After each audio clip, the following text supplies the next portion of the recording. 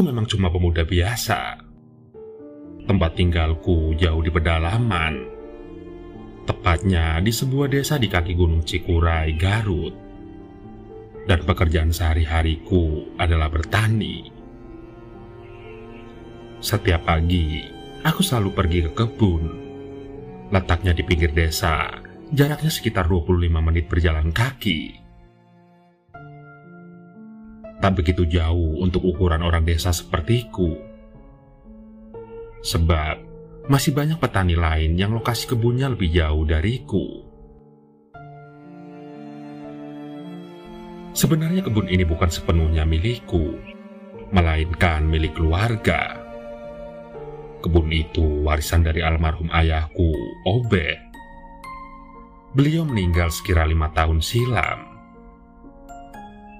Kini, aku tinggal bersama ibu dan kedua adik perempuanku yang masih kecil. Aisyah kelas 8 SMP dan Nur Rohman kelas 6 SD. Usiaku sebenarnya masih muda untuk ukuran orang kota, baru 23 tahun. Namun bagi penduduk desa, aku sudah dianggap bujang tua. Jangan dikira aku tidak mau menikah seperti teman-temanku yang sudah lebih dulu berkeluarga. Tapi memang aku saja yang belum berani, karena merasa belum mampu menafkahi seorang istri. Maklum, aku merasa penghasilanku masih pas-pasan. Warti ibuku adalah wanita desa yang lugu. Pendidikannya cuma sampai kelas 5 SD. Beliau mendapatkan jodoh ayahku yang bekerja sebagai petani di desa. Rasanya ia senang sekali. Apalagi saat itu ayahku termasuk lelaki yang rajin dan cukup tampan sehingga menjadi incaran para gadis muda di desanya. Kehidupan rumah tangga keluargaku terbilang baik. Kalau hanya sekedar makan dan minum, selalu tercukupi. Hasil kebun yang dikelola ayahku mampu menghidupi kami sekeluarga. Bahkan, sampai aku tamat SMA di sebuah kota kecamatan, semuanya dibiayai dari sana. Sayang, usia ayahku tidak panjang. Beliau meninggal akibat terkena musibah banjir bandang. Tragedi 5 tahun silam tersebut masih membekas kuat dalam ingatanku. Seperti biasanya, usai sholat subuh dan sarapan pagi, ayah hendak berangkat ke kebun. Cuaca saat itu memang tidak begitu baik. Di luar hujan gerimis disertai angin kencang. Tapi ayah memaksakan diri berangkat walau ibuku sudah melarangnya. Ayah, di luar hujan gerimis, sebaiknya jangan ke kebun dulu. Perasaan ibu kok tidak enak ya? Ibu khawatir hujan semakin deras ya? Ujar ibu ketika itu. Gak apa-apa kok bu, cuma gerimis. Nanti juga reda kok. Jawab ayah ngeyel sambil menyalakan rokok kretek kesayangannya. Ibu takut hujannya makin deras ya? Bagaimana nanti kalau ayah kehujanan? Nanti bisa sakit. Ingat umur ya. Balas ibu lagi sambil wajahnya terlihat agak kesal. Tapi ayahku tidak menggubrisnya. Ia tetap saja berangkat sambil memakai jas hujan yang terbuat dari plastik tipis hasil pembelianku di kota. Setelah mengucapkan salam, ia bergegas berangkat sambil berjalan kaki. Setengah jam sejak keberangkatan ayah, ada kabar bahwa ada banjir bandang melanda desa kami. Semua panik karena tahu jalan yang dilalui ayah itu melintasi sebuah sungai kecil. Konon menurut warga, sungai itulah yang terkena banjir bandang. Untung tak dapat diraih, malah tak dapat ditolak. Ayahku ternyata ikut menjadi korban. Sorenya setelah pencarian yang panjang oleh tim SAR, aparat pemerintah dan penduduk desa, jasad ayahku akhirnya ditemukan. Beliau tersangkut di antara akar kayu sebuah pohon besar dalam kondisi sudah tidak bernyawa lagi. Itulah sekelumit kisah pilu yang pernah terjadi di keluargaku. Sejak kepergian ayah, praktis aku yang mengambil alih posisi sebagai kepala keluarga untuk mencari nafkah. Tak tega rasanya membiarkan ibu dan kedua adik perempuanku itu menderita, karena aku begitu menyayangi mereka. Keadaan tersebut memaksaku membatalkan niatku untuk kuliah. Padahal saat itu aku sudah diterima kuliah di sebuah perguruan tinggi negeri di kota Bandung. Biarlah aku berkorban demi orang-orang yang aku cintai. Sejak setahun lalu, ibuku selalu menganjurkanku untuk berumah tangga. Katanya sudah saatnya aku menikah. Adik-adikku mau diurus sendiri oleh ibuku, yang kini nyambi kerja jual gorengan di depan rumah kami. Din, carilah istri untuk mendampingimu. Ibu pikir kamu sudah waktunya berumah tangga, kata ibuku suatu hari. Ah, ibu ada-ada saja. Boro-boro punya istri, pacar saja belum punya. Siapa sih yang mau sama Udin? Jawabku sambil duduk di kursi kayu depan teras rumah kami. Kamu itu terlalu cuek, Din. Ibu perhatikan, banyak loh gadis di desa kita yang tertarik sama kamu. Memang dasar kamunya saja yang dingin, Din. Jawab ibu lagi sambil membereskan meja makan bekas kami sarapan. Ah, ibu, nanti juga ada jodohnya kalau sudah waktunya. Udin masih ingin mengumpulkan uang dulu, Bu. Kalau sudah cukup baru Udin berani cari istri, bukan pacar. Jawabku lagi. Begitulah ibuku. Beliau sangat sayang padaku, juga pada kedua adikku. Rasanya tak tega aku membiarkannya hidup susah. Sebagai anak tertua, aku wajib mengurusnya. Karena alasan itulah, aku masih sendiri dan belum beristri. Sejujurnya, batinku ini sebenarnya memerlukan sosok wanita lain yang selalu setia mendampingiku. Namun, aku masih terlalu serius mengurusi kebunku. Hasilnya sekarang terbukti cukup lumayan.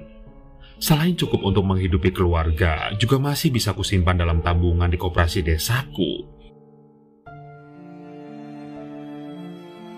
Mirip dengan almarhum ayah, usai sholat subuh dan sarapan pagi biasanya aku langsung pergi ke kebun. Namun entah kenapa, pagi itu perutku mules sekali, agak kurang bersahabat. Sudah 2 kali aku buang air besar. Akhirnya terpaksa aku tunda dulu untuk pergi ke kebun. Aku mau beli obat dulu di warung yang letaknya tak jauh dari rumah.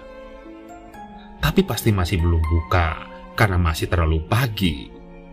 Jadi terpaksa harus menunggu agak siangan. Sekitar pukul 9 pagi, setelah minum obat dan merasa kondisi perutku agak baikan, kuputuskan berangkat ke kebun. Aku pergi berjalan kaki lewat belakang rumah. Kebetulan ada jalan pintas yang biasa dipakai untuk memotong jalan. Kakiku melangkah melalui jalan desa yang masih terbuat dari tanah. Kalau hujan, jalan ini biasanya becek. Menurut kabar yang santer terdengar, tahun ini rencananya baru mau dibeton dengan menggunakan dana desa. Semoga saja cepat dibangun biar tidak becek. Setelah melewati jalan desa, aku belok ke jalan setapak yang membelah kebun penduduk desa. Kanan kiri ditanami pohon kopi yang diselilingi dengan pohon-pohon besar seperti pohon jengkol, mangga dan kelapa. Kini, aku berjalan di tepi sebuah kebun kosong yang belum lama dibuka. Tampak ada beberapa tunggul kayu yang masih menonjol di antara pohon jagung muda setinggi 1 meter. Tiba-tiba, sayup-sayup terdengar seperti ada suara orang menangis. Aku menghentikan langkah sejenak untuk memastikannya. Siapa ya yang menangis? Sepertinya suara seorang wanita, pikirku dengan perasaan tidak karuan. Suara itu semakin lama semakin jelas. Setelah kuamati dengan seksama, suara itu tampaknya bersumber dari sebuah gubuk yang ada di tengah kebun jagung itu. Entah mengapa, aku merasa harus mendekati sumber suara itu.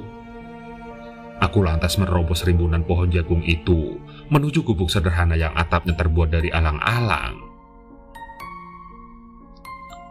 "Punten, punten," sapaku dalam bahasa Sunda. Tidak ada jawaban sama sekali. Tapi aku mulai melihat sosok wanita berambut panjang dengan baju motif bunga-bunga dan memakai rok sedang menangis. Ia duduk dengan posisi tubuhnya bersender di gubuk yang dindingnya terbuat dari bilik tersebut. Anehnya, walau aku dan wanita itu berjarak sekitar 5 meter, tapi wangi tubuhnya terasa sekali di hidungku. Iya, aromanya seperti bunga melati. Aku tidak bisa melihat wajah wanita itu karena kepalanya ditelungkupkan ke lututnya bersama kedua tangannya. Rambutnya yang hitam, panjang terjuntai menutupi sebagian kaki dan tubuhnya yang ramping. Suara tangis wanita itu masih terdengar, tapi nadanya kian melemah. Aku pun memberanikan diri mendekati wanita itu. Kalau dilihat sekilas, tampaknya dia seorang gadis. "Neng, Neng, kenapa menangis saja?" tanyaku padanya dari jarak dekat. Gadis itu masih diam saja. Tak ada orang lain di sana. Sepertinya dia cuma seorang diri. Aneh banget, kok ada gadis seorang diri di tengah kebun yang sunyi seperti ini ya? Pikirku tak mengerti. Akhirnya gadis itu menoleh ke arahku sambil menyapu air matanya dengan lengannya. Terlihat wajahnya yang cantik, teduh dan nyaman dipandang mata. Sontak, aku jadi terpesona dibuatnya. Rasanya aku seperti baru bertemu dengan bidadari yang baru turun dari kayangan. Hatiku jadi bergetar tidak karuan. "Aa mau kemana? Kok mau menjenguk Neng di sini? Biarin saja Neng sendiri. Semua orang sudah gak peduli lagi sama Neng," ujar gadis itu mulai membuka percakapan. "Aa mau pergi ke kebun. Gak jauh kok dari sini. Kebetulan Aa memang suka lewat sini. Jaraknya paling 10 menit lagi sampai kok," jawabku pada gadis itu. "Maaf, kalau Neng namanya siapa? Kok kelihatan sedih sekali? Memang ada apa, Neng?" lanjutku sambil bertanya padanya. "Saya Siti, lengkapnya Siti Nuraini," jawabnya sambil matanya masih berkaca-kaca. Siti kemudian terdiam dan tidak melanjutkan kata-katanya. Sepertinya ada beban yang begitu berat dalam batinnya sehingga ia begitu sulit untuk mengungkapkannya. Sementara aku diam saja mencoba memberi ruang agar ia merasa nyaman berbicara padaku. Pernikahanku tak mendapat restu calon mertuaku. Mungkin karena aku cuma gadis desa, sementara pacarku anak orang berada, ujar Siti berterus terang. "Memangnya kenapa kalau Neng Siti gadis desa? Kan tidak ada salahnya. Yang penting seiman dan saling mencintai. Perbedaan status sosial harusnya jangan dijadikan masalah," kataku pada Siti sambil mencoba menghibur perasaannya. Itulah masalahnya, Aa.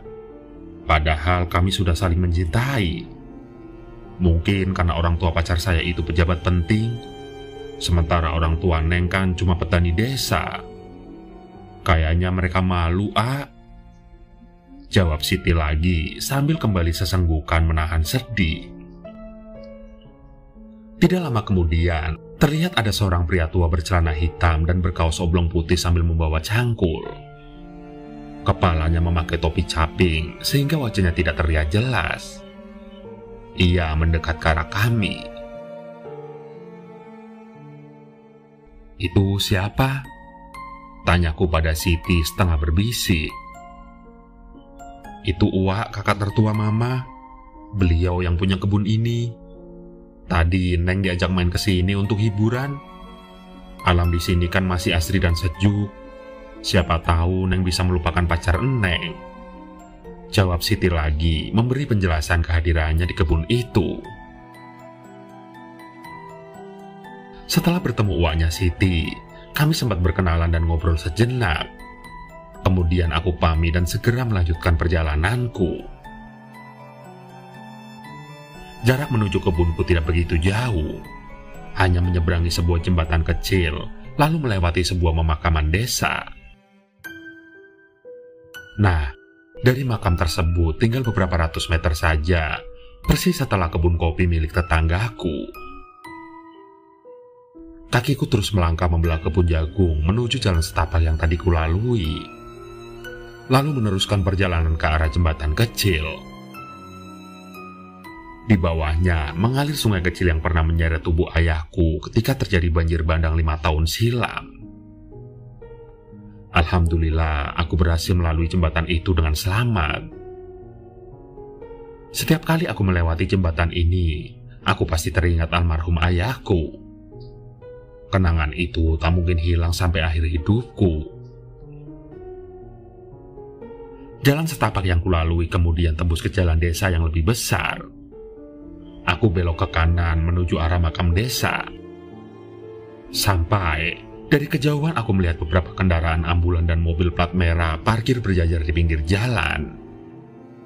Beberapa mobil tentara dan polisi pun ada di sana. Ada apa ini? Tumben gak biasanya begini, pikirku penuh tanda tanya.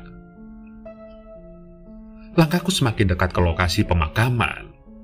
Beberapa orang berpakaian APD berwarna putih-putih tampak memenuhi area pemakaman.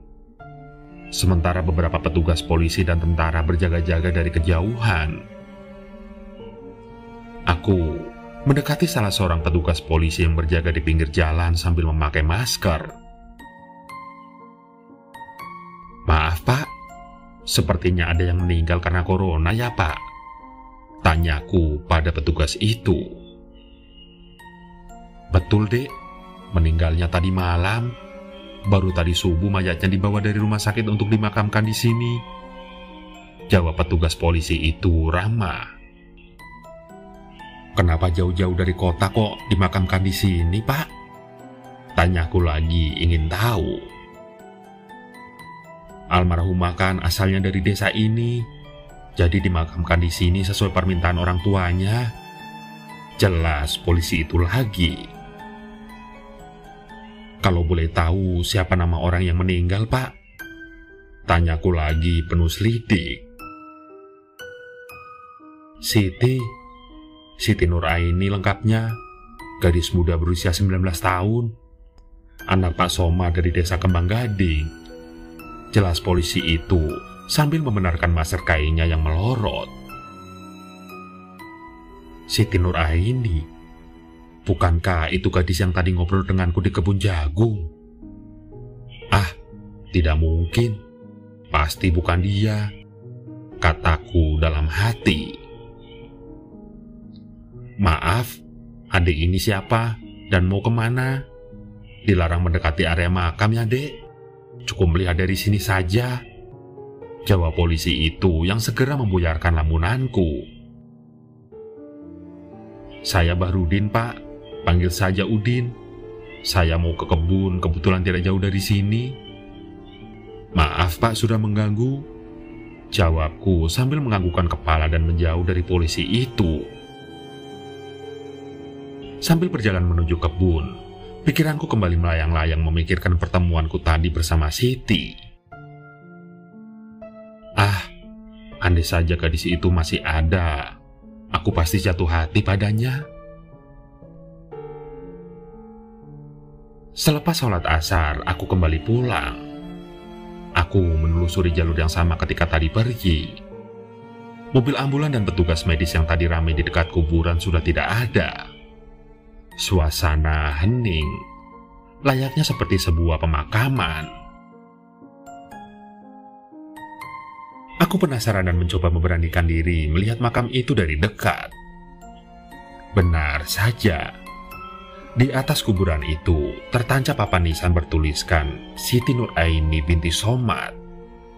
Lahir 23 Maret 2001, wafat 13 April 2020.